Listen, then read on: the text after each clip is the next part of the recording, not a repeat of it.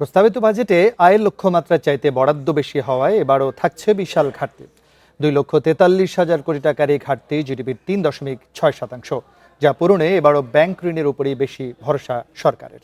Budget বক্তৃতায় অর্থমন্ত্রী বলেন, রাজনৈতিক ক্ষমতার অপব্যবহার ও ভুল নীতির কারণে এমন পরিস্থিতির সৃষ্টি হয়েছে।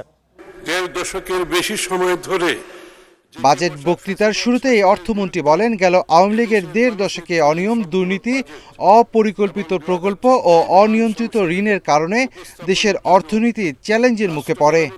বলেন, সরকারের ব্যয় বাড়লেও বাড়েনি রাজস্ব আয়, তাই বেড়ে গেছে ঘাটতি। 2,43,000 কোটি টাকার ঘাটতি মেটাতে সরকার বৈদেশিক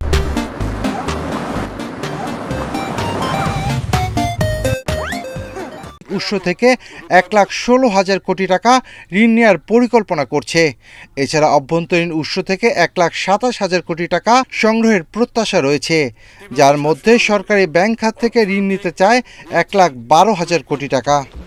আমরা ঋণ নির্ভর বিনিয়োগকে ইকুইটিতে রূপান্তর করেছি।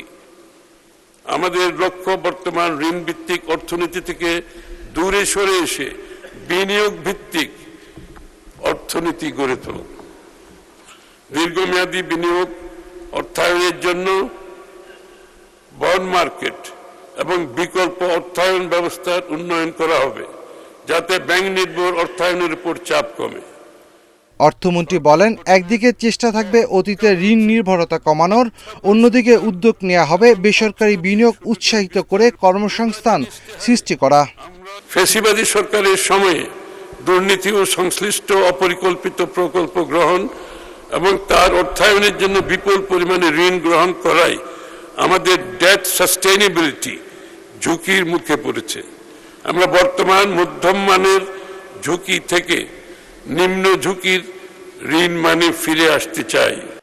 বাজেট বক্তৃতায় অর্থমন্ত্রী বলেন, ব্যাংক ও আর্থিক খাতে শৃঙ্খলা, স্বচ্ছতা ও জবাবদিহিতা নিশ্চিত করে গ্রাহকের আস্থা ফিরিয়ে আনার প্রক্রিয়া চলছে। জানান, পুঁজিবাজার সংস্কারের মাধ্যমে বিনিয়োগকারীদের আশ্বস্ত করতে চায় সরকার। হিসেবে বাস্তবমুখী। Shafil Alam Sujan, independent news, Dhaka.